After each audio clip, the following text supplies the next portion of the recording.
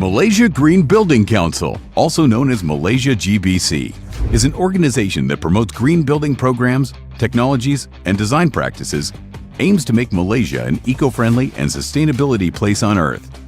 Malaysia GBC was founded in May 2009 by a group of passionate building consultants, academia, and representatives. Even since Malaysia's building has increased, the efficiency of resources used in each building was built with green in mind.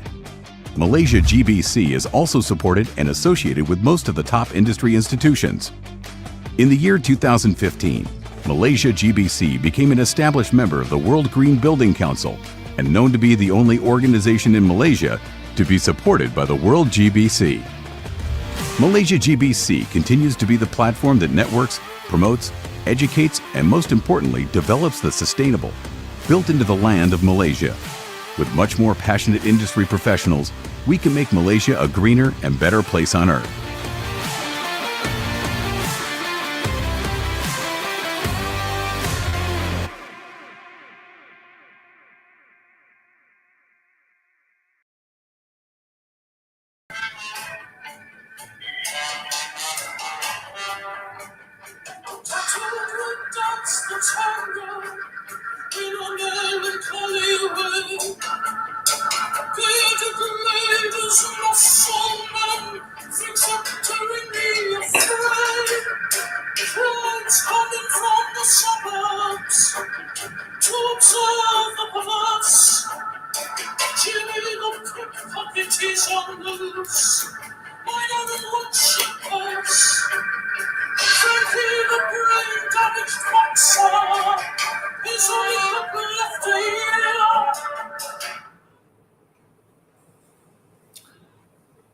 Data-driven decision-making, technology like IoT and geospatial system, and AI can revolutionize municipal green space management by enabling real-time monitoring.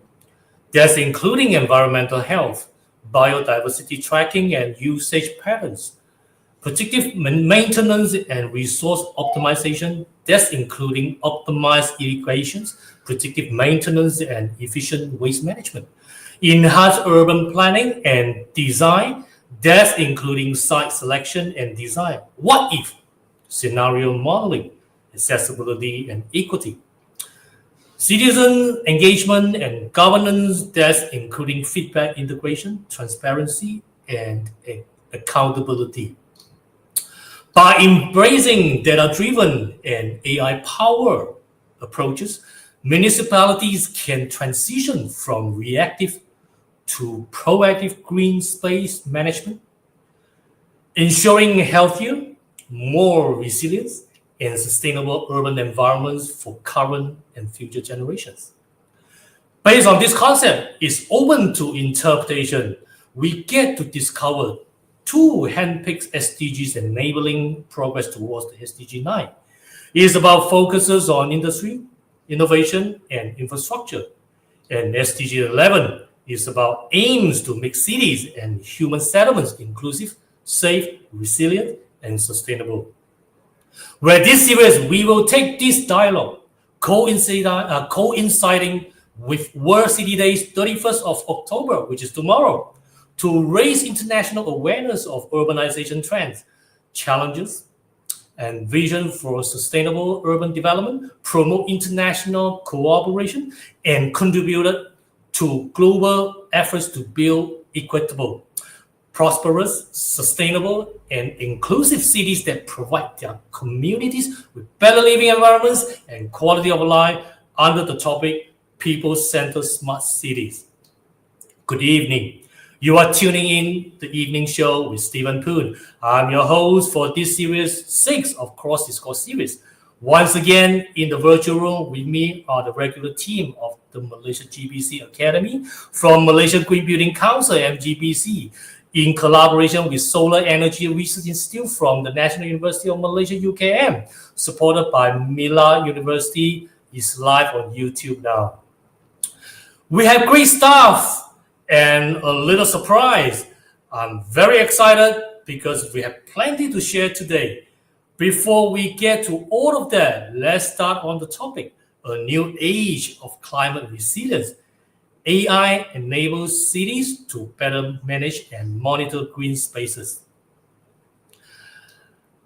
Our guest today, the CEOs of Carbon Space, a carbon monitoring, reporting, and verification software. He began his career as a climate change researcher and consultant at UNFAO, which is the Food and Agriculture Organization of the United Nations, and other research organizations and universities before moving to corporate sustainability leadership roles at Ferraro and Barry Corbett. And he founded two consultancy, Climate and Education Partnership and SDG Partners, where he supported Fortune 500 CGA, which continues Google's monitor, clients with their sustainability goals and pioneer the development and implementation of new carbon methodologies in nature-based solution and renewable energy.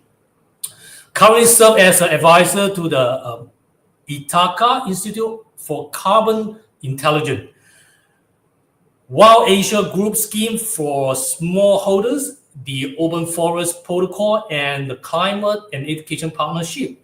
He's based between Zurich, Switzerland, and Luxembourg. But we are really grateful today. He's in Malaysia with us today. Of course, we want to find out what actually he's doing over here. Please welcome Dr. Giza Tor.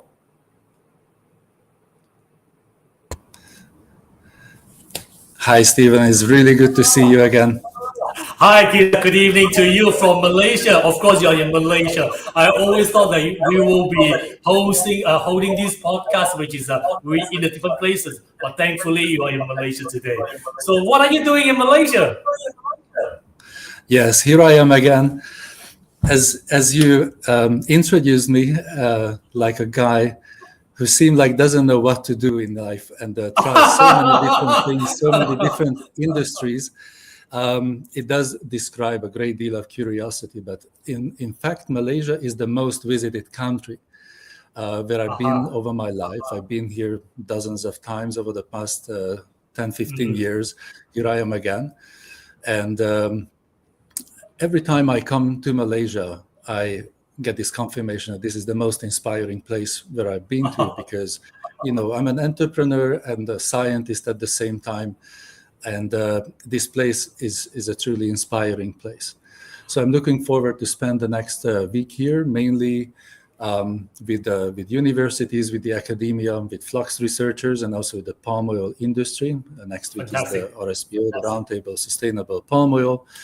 And by the time I will get used to the warm climate here, which these days I don't see that it rains so much, I will have to go back again and get used to, because at home is already freezing times. Yeah, I can imagine that. Yeah, I enjoy every moment of it, and it's good to be here. Thank you, Giza. Actually, I met you somewhere back then a year ago. That was in the conference, but I didn't manage to talk to you because you were, which is surrounded by many people. You were so hot that time, so hot. Everybody want to talk to you. Yeah, Giza, by the way, there is some kind of echo behind it. Did you hear that? I'm not sure about from your side, because from my side I can hear some echo. I'm not sure about whether is it. I don't know, but anyway, I hope it's going to be okay for the next hour, because there is some echo behind actually from my side. Did you hear echo from my side? I hear you very good, Stephen. I hope it's the same on my side too. If Okay, not, please let me know, and I will just. Okay, I never can mind put in that. a headset if that's I necessary. just want to make sure that we're all hearing each other properly. Then we can have a good dialogue along the way. It's very good on your side. Okay, fantastic. Let's set the scene before we get into the dialogue. And also, we are celebrating the World City Days tomorrow, especially. So let's look at this, the smart city context, especially the things what you do here, very much aligning for this World City Days. Although from not directionally, I call this, but only directionally. But I find that is definitely is relevant enough to talk about this, especially in the context of the interdisciplinary today. So I think we should look at the things happen surrounding us, right, from all walks of life. Right, let's set the scene. Okay, so smart cities. Okay, let's look at the things of what I just written here. Okay, smart cities are leveraging AI and data-driven decision-making to manage green spaces efficiently through applications such as optimal placement of new green spaces, smart irrigation and resource management, environmental monitoring, and predictive maintenance, which is I talked about this when we just started. This system use data from IoT sensor, satellite imagery, and weather stations to provide actionable insight for urban planners and managers, and so on. So several key questions here arise regarding the use of the AI for data-driven management of the green spaces in smart city. So let's look at this implementation and technology point of view. What are the primary data sources? Example like satellite, IoT sensors, citizen input, used for AI-driven green space management, and how is the data integrated effectively? Super happy to deep dive into this question. Let's approach this from the angle of our environment. And when we talk about green environment, climate change, the carbon sequestration function of the environment, we forget often about our nearest environment, which can be our gardens, the playground, the places where we have a walk. Or just now that I look out the window here in KL, I see the golf course. It's a huge green area in the middle of the city, and it has several functions. So the question is, I think, often in urban city planning, well, what a fantastic place, what a real estate. Should I put a house there? Or is there maybe a better valorization option there? So with the help of planning, with the help of technology, and with the help of valorizing the environment, let's say adding value to the piece of land, we also can add value to the land use activity itself. So at Carbon Space, we try to support this. And let me explain how. So I will just give a bird view at this. And in fact, I prepared an image that perhaps you could pull up at this stage to explain why it is even important to use high tech to answer these kind of decisions. Because when it comes to our nearest environment, we can look at the nearby areas in different angles. So when we go and we see the environment, we see the trees, we see that they are green, the ecosystem is green, but we don't know if it's indeed healthy. And with the help of remote sensing technologies and sensors on the ground, we can observe this ecosystem slightly differently. So what we do at Carbon Space, my current company, we are a startup. We are a group of enthusiastic people, an R&D deep tech company. We put all this to action. So the imagery that we get from our remote sensing, we get from our satellites, flux sensors that are on the ground, and we also try to understand the weather data. So we combine all these three in order to do diagnostics on the ecosystem.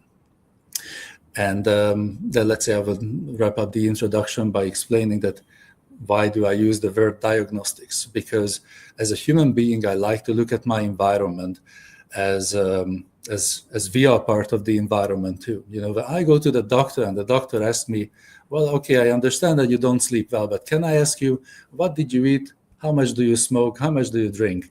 What's on your diet? What's influencing your health? That's exactly what's happening with our ecosystem here around too. So we need to take care of our health. We need to take care of our ecosystem, and we need to use technology, advanced technology, to have a better understanding, an unbiased, better understanding of the ecosystems. And I'm happy to give a few examples about that today. Okay, Giza, let's look at the infrastructure here.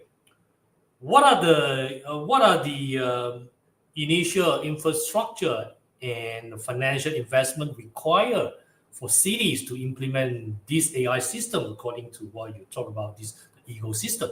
And how can cities with limited resources overcome these barriers? I see we get straight into this. And that's the right question. Well, you can go crazy with technology, and you can go crazy with the cost. And that's what people's assumption is, that, well, all these expensive sensors. It's true that measuring ecosystem fluxes, there is precision tech. So the agri-covariance stations, for example, I will not go into detail what this exactly is, but it measures the ecosystem carbon fluxes. It's the today's most precise climate tech that exists, versus 95, 97% precision, and is very expensive. But then there is machine learning that enables us to process large amount of data that we get from the images, from the satellites, from drones, LiDAR data recording, and so on. And then we have these observations. And then we also have weather data. And weather data is very hard to predict. It's getting harder and harder to predict weather. But Expo, so going back in the past, the weather data is available in very high resolution and without gaps. So we thought that carbon space, let's use this older science, flux science, understanding the carbon sequestration, and let's put AI to work. Let's use the machine learning component to link all these and try to do these diagnostics. So when you do this, you see that, well, the costs go down by orders of magnitude. And you can measure these areas thanks to machine learning and AI with increasing precision, with more and more reliability, and we can check this. We can do the modeling part, and we can check it to the precision technology. We don't need to install hardware precision technology everywhere.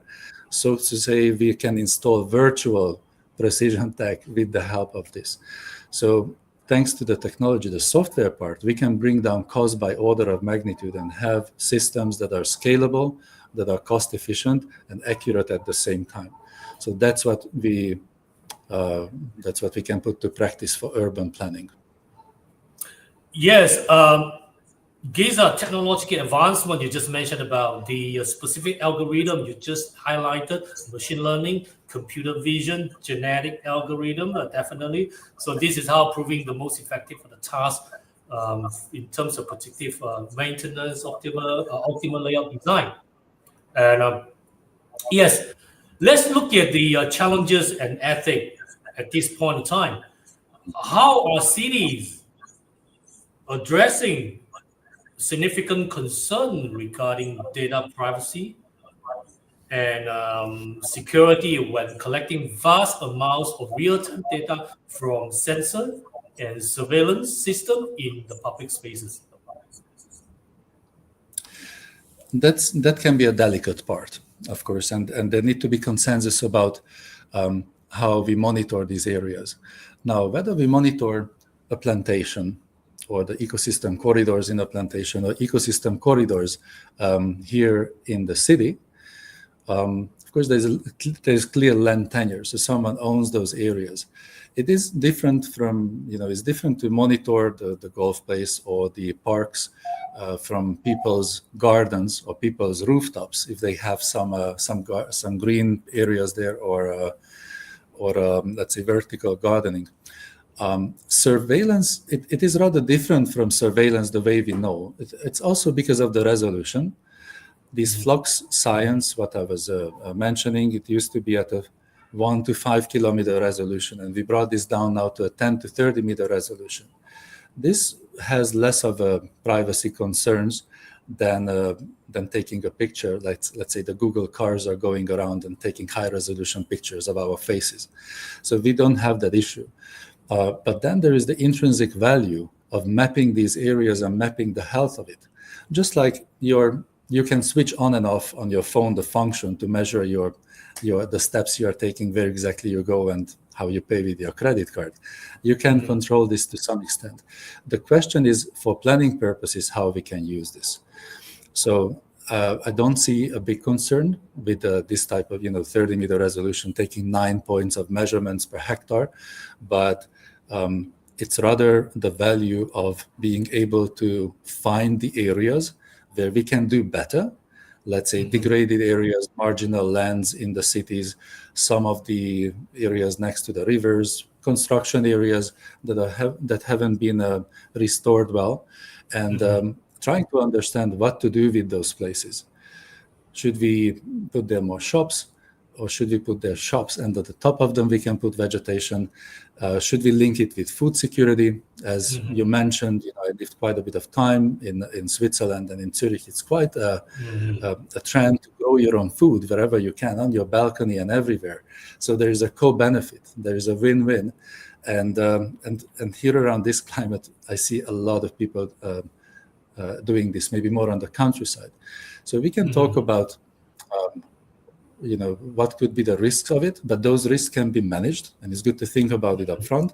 But the opportunity really outgrows this. So we have to use the information that we generate with this baseline assessment for planning purposes, because the climate benefit, the human well-being benefits, and even food security benefits all together make it very beneficial and an easier decision what to do with these areas. So it needs to be a human-centered approach, smart planning of constructions, and even construction materials, construction areas, and that's where data can come together. And again, artificial intelligence that can feed on all these parameters and variables. Okay, these are in furtherance of what you just mentioned. Let's slightly turn it to another challenges. How can algorithmic bias in AI models be prevented from reinforcing urban inequalities, such as disproportionately favoring certain neighborhoods in green space allocation or maintenance? That's a good one. I actually have an image about this. I wonder if it's somewhere on your around your computer. Maybe we could pull that up, because I have some examples. Which one is about that? This. If not, the image, one of the images, and we can also pull up all the three. Picture one. 1, 2, 3. We can pull up, and we can pull up 1 and then 2 and 3. This is the right time to look into these. So that's it. So this is my commune, and with our assessment, we can go back in the history. We can go back to the year 2000, and this is last year's data. So you see that it's a small town of 8,000 inhabitants. It's called Valfadange. It's based in Luxembourg. It's a lovely place. Now, good 20 years ago, along the river, there was industrial areas, and those industrial areas did their fair part to completely ruin the river. So the riverbanks were basically gray areas. There was no vegetation whatsoever. Also, there was no health in the river. So these were the neighborhoods that were probably the least preferred neighborhoods. They were neglected neighborhoods historically, and I guess the real estate prices were reflecting this, the price action of that. So then a restoration activity started, and what you see here, pretty much in the center of this in this image, there are these tribes along the river. So the restoration activity started. It was rather, let nature do the job. It was actually a very interesting way to do this, because there was not a lot of money put into this, but rather let the cows do the job. So cows were going there, grazing, bringing manure, and in 4 or 5 years, they basically greened up all the riverbanks. And today is a beautiful ecosystem conservation area, and the real estate prices were skyrocketing there thanks to this. So it's never the end of the story, that there are neighborhoods, there are areas not that clean, and so we've seen this. And I come to Kuala Lumpur since about 16 years. It's an immense speed of development that I see on every areas. Even in and around hotels, in many districts where my friends are living. So everywhere in the world, these areas develop. And this is reversible. This is absolutely reversible. And the quality of life, which is reflected again in valuation of the areas and the real estate, does show the closeness of nature, the quality of nature, the biodiversity that you bring in by this. And it can be on a very small level, like Zen gardens. I think the Japanese and other cultures take it to the level. I also have seen very good examples here in KL. So it's not only about the share size goal, of course, size, but the small niche, the small ecosystems create that microclimate, create that feeling where people feel well, and it attracts people who like to have that for themselves, for their families, and it makes a difference. So it is true on a plantation, it's true on an urban area. The symbiosis with nature and inviting more nature to your neighborhood brings the quality of life, and that's where people feel good. That's where it makes sense to invest. Yeah. So I think this needs to be taken into account by planners, by decision makers, by policy makers, and it doesn't take so much time and so much money to do this. Okay, Giza, let's look at another angle. To make smart cities experiences hyper-engaging, cities and developers should focus on a human-centric, collaborative approach that prioritizes citizen needs and feedback. The key question to ask during the planning and implementation phases include, first of all, is a core strategy and vision. So I would like you to tell me about, from this perspective, what specific pain points or needs of diverse citizen demographics, for instance, like elderly, disabled, commuters, tourists, are we addressing with this solution?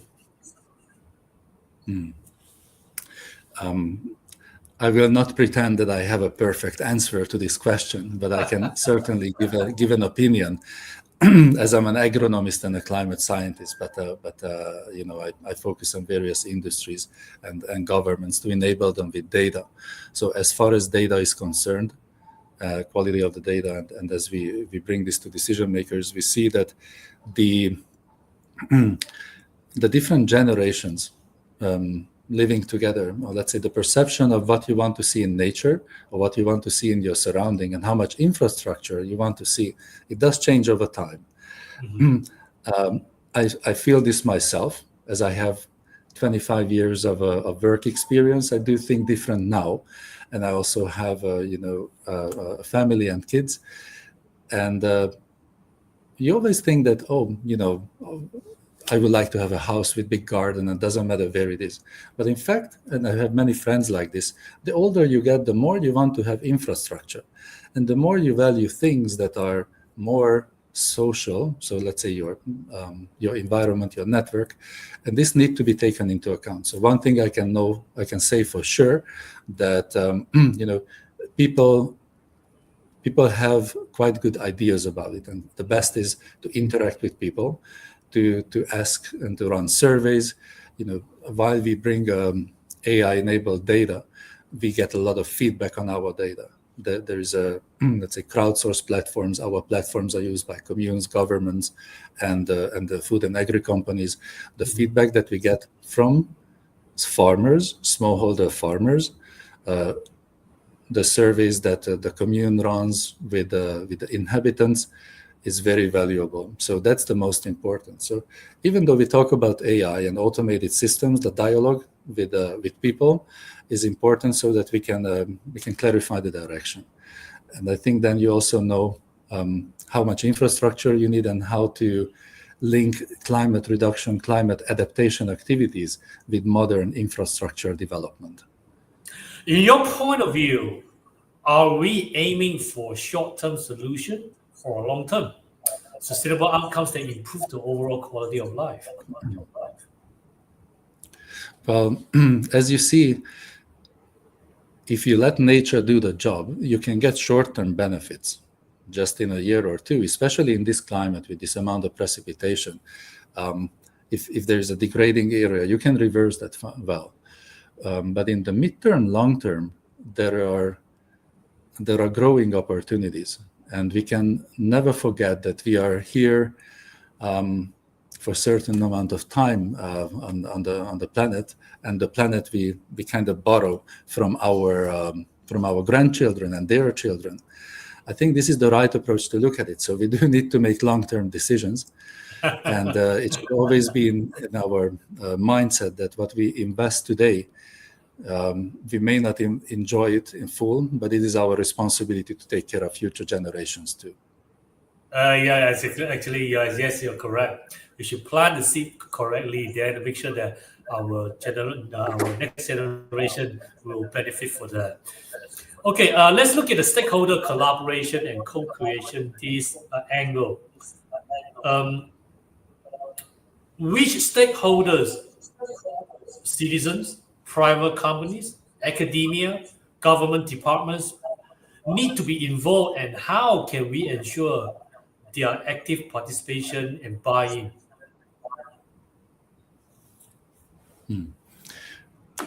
Well, there are different levels. And today we already spoke about smallholder farmers, we spoke about individuals, communities, neighborhoods, and of course policymakers. But the way between individual and policymakers is often underestimated. So the collaboration with people is key. Now, when we provide our data, there are what we call user personas and buying personas. So sometimes our platform that you have seen as a decision-making tool is used by policymakers. Sometimes is used by individual farmers, and sometimes is used by planners, let's say consultancies, advisories, who just want to compare areas. We can compare with these carbon measurements, these daily diagnostics, 10,000 palm oil farmers, who is performing, what interventions were good. We can compare residential areas, greening activities. We have projects where we compare playgrounds, which are more successful. We can use this granular data to determine tree survival rates much earlier, detecting success of operations much earlier than you would do. And of course, when you go on the ground, you don't see this. So the stakeholders are quite diverse.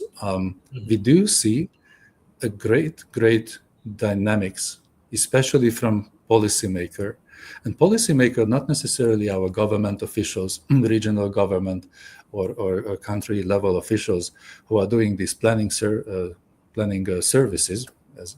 but also down at the level of organizations, the school. As I had young kids, we've been involved with the school management, decision making in the neighborhood level and at the commune level, at the municipality level. So data is important there to make informed decisions.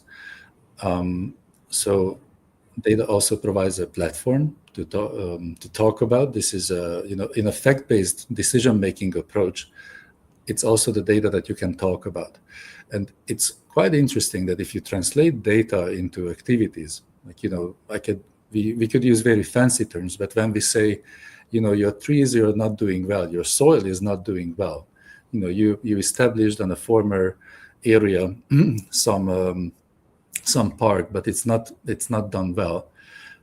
People understand when we convert the data into risk management and money lost, and we can also make projections that with these activities, how many people you attract there, how much food you can produce there, how many windbreaker lines and all these. So going back to green areas, we see that stakeholders are more and more informed and educated about the power of data. They want to have data available. So it is our task to make data easily available, easily understandable, and of course cheap, so that you don't need to involve expensive consultancies, but rather have, again, I'm looking outside here in KL, and I see between all the skyscrapers quite some green areas, some old growth trees, adding value to that and having data available at high resolution so that you can see how these areas are performing. Okay, Gisa, let's continue with this area, governance, policy making, measuring impact and governance. In your point of view, what KPIs and assessment method will be used to measure the actual impact on citizen well-being and engagement, not just the technological deployment?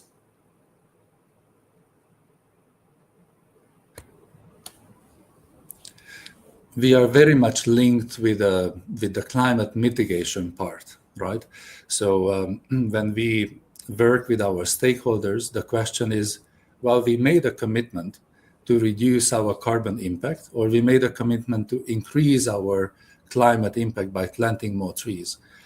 Maybe let me explain. A reduction is when you stop doing some activity, or you replace the fuel in your car. You had petrol before, now is maybe electric, or you simply do less activities, or you leave the car behind and you just take the bike sometimes. By that you reduce climate impact. But then if you plant 10 more trees in your garden, you remove additional carbon. So these are the KPIs that we very well understand: how to mobilize people, how to mobilize schools, parks, construction agencies, infrastructure companies, even railway or electricity grid companies, to invest more in protecting the environment and reducing more, or planting more trees where you can, so that you can achieve additional climate impact. So clear KPIs. What's the return on investment? Yes. Yeah, Giza, before you continue that, is it the weather matter? Because why I'm asking this, because I used to live in Holland for many years. I biked. So because of the weather, it's nice and it's quite cool. But not over here. I mean, you've been here quite a few weeks now. I think you know that it's not just hot, it's burning out there, especially in the afternoon. Do you think it's viable for people to bike around in this kind of weather?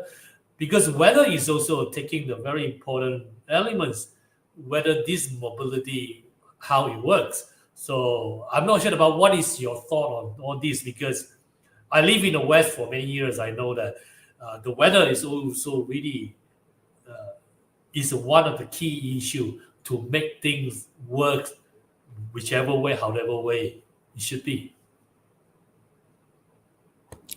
I agree with you, Stephen. And I can also assure you that we also have plenty of weather conditions where you really don't want to sit on your bike, either because it's too slippery outside or it's raining the hell out of it. Especially in Luxembourg, we have some of the thunderstorms that you have here.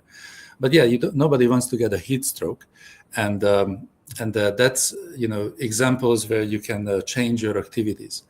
But then, going back to the KPIs, it's a decision how you choose your living environment. People like us who work day and night as a startup manager, as the CEO, I can say that we definitely work more than 40 hours a week. We love what we do. We are excited about it. We don't have time to spend time in our gardens. You live in a condominium on your apartment, and you live kind of a life. It's also a decision how people like to spend their free time, and in what environment you want to live. So that's how I approach the KPIs, what activities you can do. But in terms of greening activities, let's go back to the center topic, or the opportunity in this discussion. We have growing requests to monitor how the amount of green areas are changing in a city, because there's this albedo effect. So what is the solar radiation? If you have if the rooftops of houses are covered with grass or maybe vegetation, you can cool the city.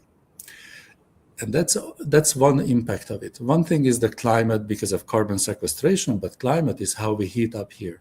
And as you pointed out, Stephen, it's already quite hot. Now, the recent years, as we spoke with climatologists here, it does show that yes, it's heating up also in KL. It's heating up at the plantations. Heat stress is affecting both cities and the environments. So how you can change this, not only with carbon mitigation, but with climate adaptation. And climate adaptation is how you build the future, the buildings of the future. There are technologies, new materials, construction materials. We talked about a few days ago with some colleagues about life cycle assessment and how the construction industry is using life cycle assessment, what innovative materials mean there, and how you can use AI to make smarter choices there too. So it's not really our cup of tea, but it's the same system view at things that, well, should I continue the practices the way I know it, or are there some new, perhaps local solutions that I didn't consider? I think it's thinking a bit outside of the box. So, Giza, in your many years of experience, is there strong, transparent governance and visionary leadership in place to drive the project forward? But I believe you have involved the past 25 years, as according to what you just mentioned earlier on, manage expectation and ensure long-term maintenance.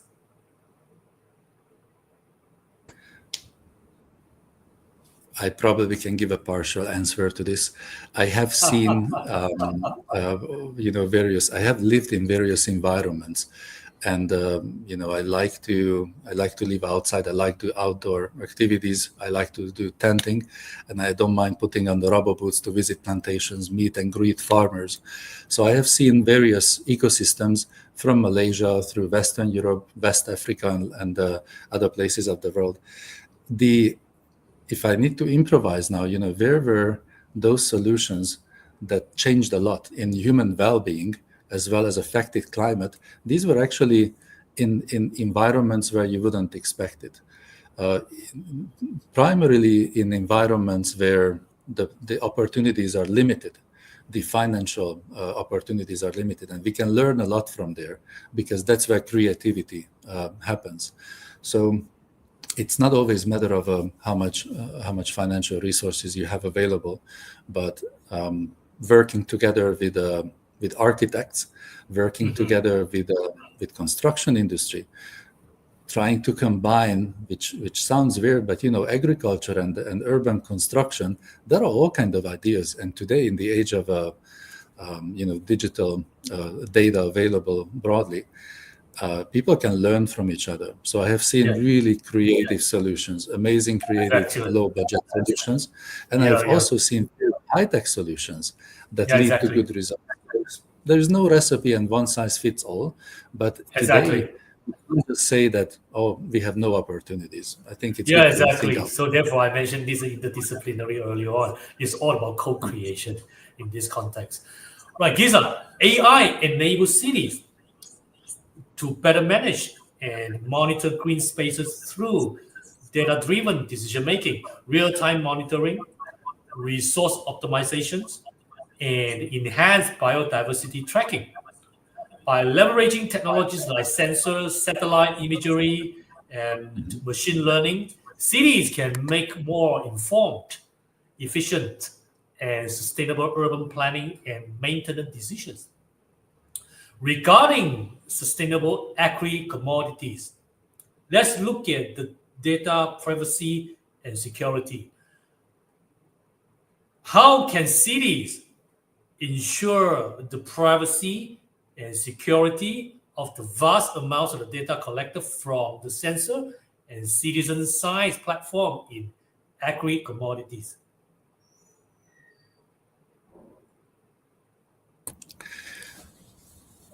It's good that we get back to AI on this. Because, I thought we are in AI all this while. It's good that we put this back in the center of it. So there are in your question there were many data categories reflected, and of course we know the natural environment. So whatever we can observe with satellites and where sensors are, those ecosystems, that's our focus area.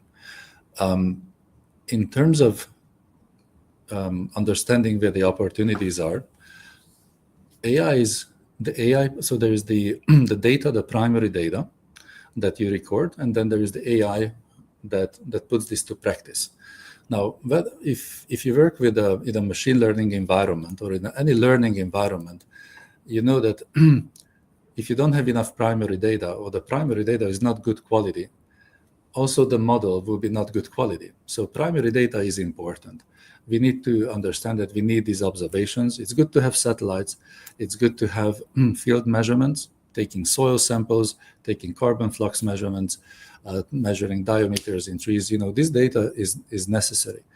Now, when we think about urban areas, we right away think about those areas that are not yet green, or those areas that are green, and we want to champion them. We want to protect them, and understand how we can use it for better well-being. The assessment, an area-wide assessment, now is about understanding where the opportunities are. The data itself, if it is collected but regulated, and there is transparency about the purpose of the data, then it can serve humankind. It can serve planning purposes. Of course, it can be misused, and there are a lot of concerns about using artificial intelligence and collecting data. But this is, let's face it, this is not new. As soon as we are using digital platforms, as soon as we use credit cards and phones, and we are going around in our phone, our car, our watch, everything collects data about us. The data that is collected by sensors that are located in specific areas around universities, in parks, and so they are much less harmful than the data that is collected by those instruments that we use in our everyday life. And it can be really your fridge, your car, your armrest, your fitness watch. This is I think, much more affecting privacy than those type of sensors that we combine, and urban planners combine from satellites and the field sensors. I think it's good to take this into account, and it's food for thought. Yeah, exactly. I'm taking note for that. Right, Giza. Let's look at the integration with the existing infrastructure. How effectively can new AI technologies be integrated with the city's existing legacy infrastructure and siloed data system? I think there are many ways. First of all, the cadastral information of cities. So every city needs to measure the locations, and there's a valorization of the locations. So there are databases that contain information about each and every plot, every square meter in a city. And there are different permits associated with these, because this is for built-up area, and this will never be built up. So there's always considerations and reconsiderations where you decide how this district will be going under development. So I'm not an expert in this, but I hear about the use cases where data is used. Mm-hmm. So the question is, how have we done this in the past? And is there a way that we can change this in the future? So let me give an example about this. For example, when we use, let's say, when we provide data, I bring back the life cycle assessment. For those of you who don't know much about it, I'm not an expert in that too, and recently I learned a lot about it. So life cycle assessment can be, for example, a product life cycle assessment. It can be a laptop. And you take into account what is the carbon footprint of producing the plastics, the metals, and everything. It's a methodology from the 80s. It's not a flexible system because it was set up 40 years ago. So it is a combination of emission factors. You will see that I will get to it, and there is an aha effect in this. So when we use an older system, even for planning purposes, for urban planning, mm-hmm. there are emission factors from the literature or emission factors used from the past, which we thought, well, this is how it is, that's how it will always be. But then with the help of data, primary measurements, with the help of new measurements that are up to date and describe much better time series and are much more credible, much more relevant, then you realize that, well, I will not use this emission factor from the books, but I will rather use measurements from the field, because there's quite some discrepancy. And I just give one example. let me translate it to a city, because I could say that if you don't have data for a hazelnut plantation, you can use pistachios or almonds. This was one case, for carbon credits. But with the 3 species that we have, here around in Malaysia, the native 3 species that bring that biodiversity and that attract the bugs, the insects, and the birds, so that we don't just have monocultures everywhere. There is no literature value for every 3 species but then we do the measurements, and all of a sudden it's not so important what was in the books written 20, 30 years ago, but it is important how the ecosystem, how that park is doing in KL around the end of October in 2025, because climate is changing, and climate is changing the ecosystem too. So it's good to understand what is happening right now and not what we learned from the books. It's a bit general, but this is how data can help. So when we measure and we have actual data, up-to-date data, I think that's the best to use for decision making. Right. Let's look at the energy consumption of AI. Given the significant energy and water demands of AI data centers, how can green algorithms and renewable energy sources be leveraged to ensure the overall environmental impact of AI solution is positive? You see, that's a good one. I tend to believe that we also use a lot of energy on carbon space side. It's not comparable to large data centers. When we do calculations, we take daily diagnostics, we take satellite data every day or every 12 hours, we take the meteo data, which is available every minute, and then we start doing these calculations. We feed in, for a big city, for a big plantation, we feed in quite a few hectares, and then we start doing the machine learning process. Now, it's quite impressively much less energy than we ever thought. But, using web services, supercomputers somewhere else to do our calculations, it does require energy. But it's also true that we do actually use a lot more energy when we just use ChatGPT or Gemini, whatever software or an AI tool to answer our questions and all those, because developing those and using those needs a lot more energy. To answer your question, to the second part of your question, so what do we do with this? Because we see that it helps us make better decisions, and those decisions, if they are done well, it outgrows the energy use component. Of course, we should make sure that we use renewable energy to the extent possible. But it's also true that when we enable projects like this, we basically circle back that energy. So it's not, you didn't bring a blockchain or these type of energy consumption methods. The supercomputers use energy, and the supercomputers take a lot of energy to be produced. This is true for every infrastructure. And since today we were talking about urban infrastructure or urban environment where trees are there, buildings, and our machines are there, one need to look at the net ecosystem approach. So first of all, we need to be aware of this, and we need to be able to measure it. I think it's no harm to be transparent about it, so that we get things right and we are not left with assumptions that, AI uses a lot of energy and maybe we should stay away from it. We should use AI in a way that it creates more benefits than for these purposes. Okay, Gisa, let's look at the long-term sustainability and maintenance. What long-term maintenance and training are required for AI system to remain effective and adapt to changing environmental conditions and user requirements over time?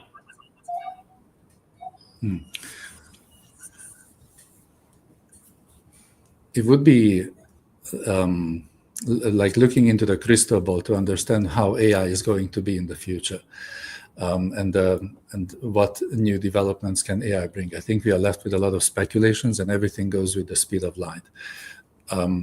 I see that in order to put AI to practice. And as I've mentioned before, we are a machine learning company, so a deep tech R&D company that mainly focuses on the machine learning part of AI. It's more important how the future will generate enough primary data, how we will measure with the help of sensors, with the help of satellite. So the long-term sustainability, it's not about the energy consumption. It's rather about what will be the impact of AI. What does it do to people? What does it do to build and natural ecosystems? Are we able to digest and understand what is the way to use AI for our benefits? And we should do these decisions prior to AI is taking over a decision-making on our side.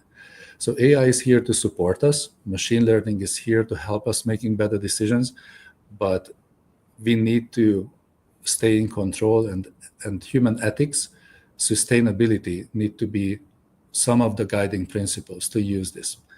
We should make sure that it doesn't turn the other way around. I think as long as we keep this in mind, we are good for the future. Okay, let's look at the. I think there is a time to take a look at the question posted by the audience. Let's look at the questions. Do you think we can use AI to enhance the life cycle assessment, especially in the context of lowering the embodied carbon in the construction industry? This is the question from the audience, yes. Oh, that's great. Since I mentioned LCA, these life cycle assessments before, I'm happy it came back. Not sure how much I can say about the construction industry, but as a systems analyst, I can certainly make the relation. So I mentioned that the life cycle assessment is an older methodology, and it's basically a software that is compiling information from databases. The information in the databases comes from IPCC emission factors, peer-reviewed publications, emission factors that have been accepted by the scientific community. Now, these emission factors are not updated too often, and the emission factor databases, generally speaking, remain outdated. So if the question was, if I understood correctly, so LCA in the context of lowering the embodied carbon in the construction industry, the carbon component, let's say there are innovative construction materials. We often hear about biochar or waste material converted into biochar, which is a carbon sink. It can go into the soil. It can go into construction materials. There is a great deal of innovation possible with construction materials. That's where life cycle assessment comes handy, because you know that you can replace that emission factor with something better. Now, how AI can help to enhance this? Certainly can provide much better data to this, and can also review if there are any gaps that we didn't think about.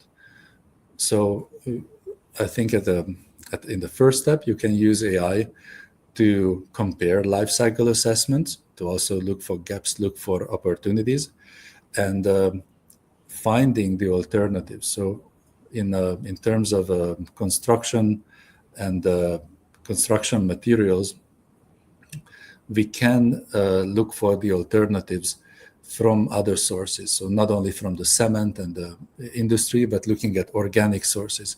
And this is where the natural ecosystems can support construction.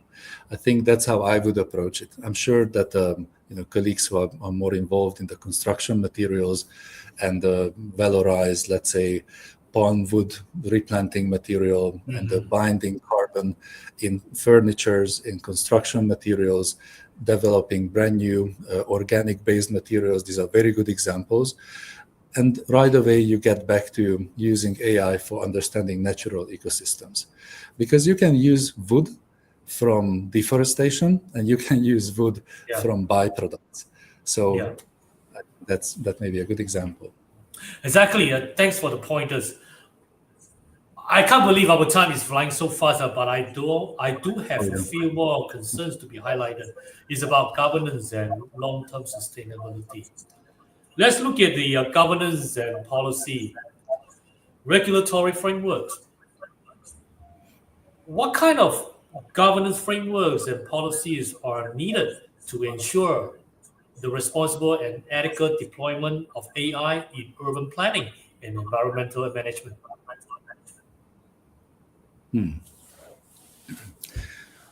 So policy making can be at different level.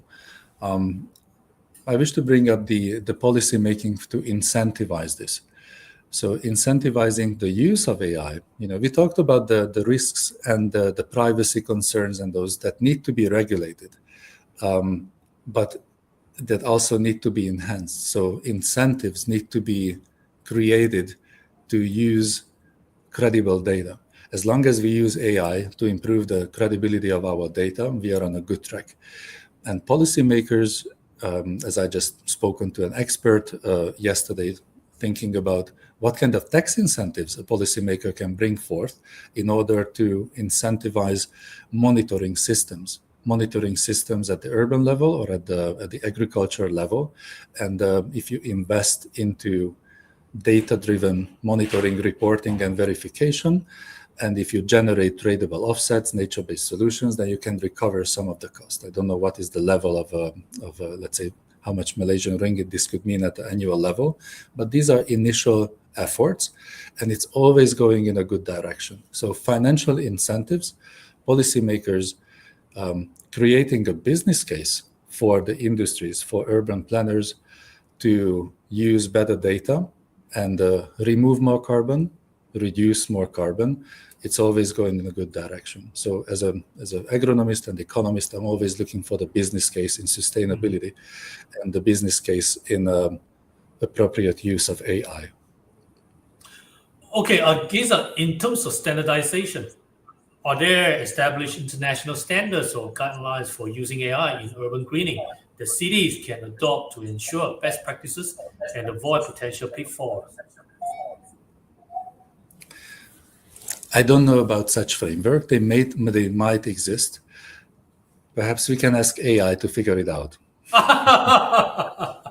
Okay, never mind. Okay, let's push this further. Public-private partnership, we call this PPP. How can effective PPPs, which is the public-private partnerships, be structured to ensure long-term investment, share responsibility, and sustainable funding for AI-driven green space initiatives? Oh, you see, that's a good one. As a person who worked with industries before, but I was also a researcher before, we often thought about, grant money, donor money, and the technical cooperation money. Technical cooperation agencies are there to facilitate public-private partnerships, to catalyze investments with investing into policymaking, with de-risking new methodologies, and providing financial or knowledge leverage for the industries who have the opportunity to get better, for urban planning, who have the opportunity to embrace new practices. So public-private partnerships are crucial here, and I think it came back several times from your questions. How do we enable decision makers? And these decision makers are indeed at the policy level, at the government level, institutional level, and it can be indeed the education institutes, the design institute, the planning institutions. But the nicest is when they are working together. So it's never to underestimate public-private partnerships, but we should also make sure that these partnerships are enhanced and are also visible. Because often cases, I find excellent case studies, but they are not yet visible. And to add a funny part to it, again, this is where AI comes in, because if it's not visible, it's not available online, then also the AI tools, the Googles, don't find it. Need to make it visible. Okay, right. Let's look at the future outlook, measuring success. What are the most effective metrics for evaluating the long-term impact and success of the AI-enabled green infrastructure project on overall climate resilience and public well-being?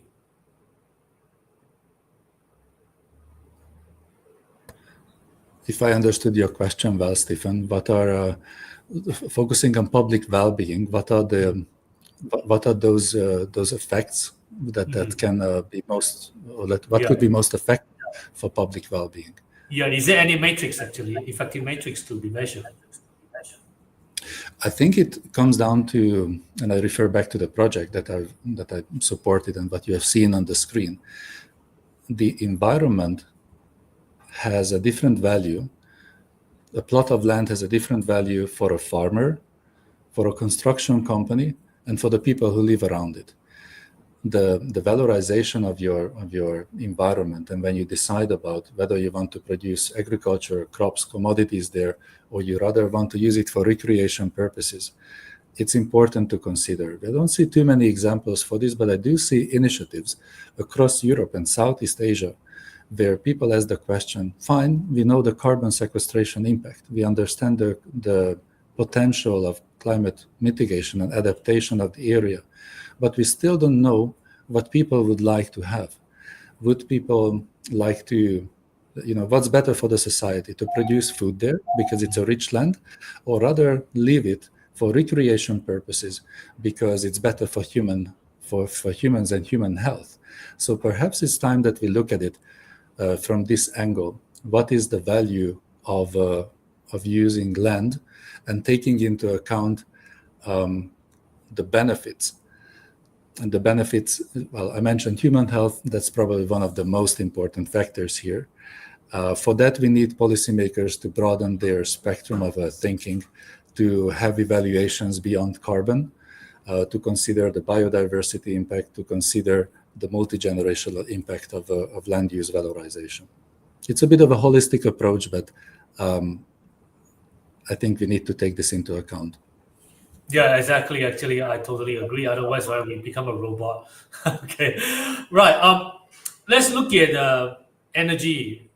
How can the energy demand of AI system and data centers themselves be managed to ensure that green AI solution do not inevitably contribute to the overall carbon footprint of a smart city? Stephen, I think we need to simplify this. We often hear that we need more energy. We need more energy, and we need to exploit resources that are not yet exploited. We need more renewable energy, and so. But it's not only about new energy; it's also about reducing our energy consumptions. Think twice whether we need something or not. It's not only about accepting the fact that we just need to consume more and we need to use more. The question is, does it make people happy? Do we actually advance in civilization? So the energy use of AI, we should reduce where we can, but we should also moderate consumption. AI is not the silver bullet for everything. And I think when we realize this, we don't just need to scale it blindly, but we need to make sure that we use it appropriately for the right parts of life. This will also help the energy consumption of AI. So going for renewable and clean energy is great, and also rethinking where we use it and how much we use energy. So we need to have a consciousness on this. Let's look at the last point I like to, which is really want to hear from you in terms of the project you're working on, scalability. How can successful pilot projects you're going to involve and case studies be effectively scaled up to citywide or regional levels, considering the diverse characteristics of different urban contexts? Stephen, this will not be a long answer. It needs to be credible and cheap. The data need to be credible, need to be understood. It need to be really translated to use cases. It need to be accurate. Therefore, these are synonyms of the same, describing the same approach. credibility, accuracy, transparency. I dare to talk about radical transparency when it comes to these type of data. But the major factor needs to be that it needs to be cost efficient.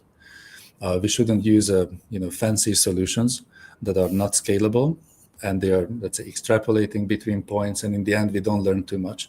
We should make sure that when we use machine learning, it is creating much better results and at a much more attainable cost. Okay, Giza, this is great. Thank you so much for giving us the time today and sharing all of your expertise, so well thought out, and it gave us a lot to think about as well, especially me. And of course, you really absolute precious to be, which you are here with us in Malaysia. It's likely to spur some more questions, so it wouldn't surprise me if you and I maybe met up again and have another conversation around some of those of the follow-up questions that I'm sure will be coming our way. Awesome. Thank you so much once again, Giza. I appreciate it. Thank you for being with us. Stephen, thank you likewise. I had great fun talking to you. I admit some of the questions were challenging, but I think that's exactly why we like to talk about this. Working in this industry, working with AI, machine learning, and translating it to the use cases of land use cases, forestry, agriculture, urban planning is not that obvious. And in a startup environment, we often find ourselves in daily challenges. So what's next? How are we going to solve? How are we going to find solutions? Think outside of the box. And we are at crossroads every day. But this is the reason why we need to think together. We today emphasized a lot about partnerships and embracing AI as a partner in this development too. Exactly. Stephen, thank you very much for having me here today. I had great fun. Yeah, pleasure. Thank you indeed. Thank you. Bye. Urbanization continues to rise globally, posing significant challenges related to resource management, environmental sustainability, and urban resilience. AI, artificial intelligence, has emerged as a transformative tool to address these challenges by optimizing urban planning, infrastructure design, and resource allocation, according to Giza earlier on. Right. My final quick thought and sharing here. AI is a transformative tool that empowers cities to make data-driven decisions for enhanced urban sustainability and climate resilience. The key aspects include here data-driven optimization, AI tools integrating data from remote sensing, satellite imagery, and IoT sensor allow for precise monitoring and management of urban green spaces. This data-driven approach helps cities balance economic development with ecological preservation, according to Giza earlier on. Second point, improve management efficiency. Specific applications show AI can optimize irrigation, determine ideal planting location, and assess plant health by analyzing surface temperature and soil composition data. This leads to more different resource use and reduces operational costs, according to Giza earlier on. The third point here, enhanced urban planning. AI enables better land use decision by identifying areas that lack green space, reinforcing urban inequalities, and providing objective data to guide targeted improvements. It also aids in predicting land use changes and modeling future climate scenarios such as flood risk to inform proactive infrastructure planning. The fourth point here, monitoring and verification MRV. Tech-enabled digital monitoring, reporting, and verification solution for carbon tracking and sustainable land use play a significant role in making cities not only smarter, but also greener. which was emphasis from Giza earlier on. Addressing challenges. Of course, he makes a lot of points here, while acknowledging challenges such as data quality, privacy concerns, computational power, and the need for robust ethical frameworks. The overall potential of AI to significantly enhance urban resilience and contribute to climate action is emphasized. Provided these issues are addressed through collaboration among governments, industry, and research institutions, which is there was a strong emphasis from Giza. Ultimately, and strategically leveraging AI, cities can effectively adapt to climate change, manage resources more efficiently, and ensure a higher quality of life for residents. On that note, we will have to call it a day for this evening, and so for our technical master, and of course the entire MGBC Secretariat team, a thumbs up from here. This course series organized by MGBC Academy from Malaysian Green Building Council, MGBC, in collaboration with Solar Energy Research Institute from the National University of Malaysia, UKM, and supported by Mila University. Till then, take care and each other. Happy evening.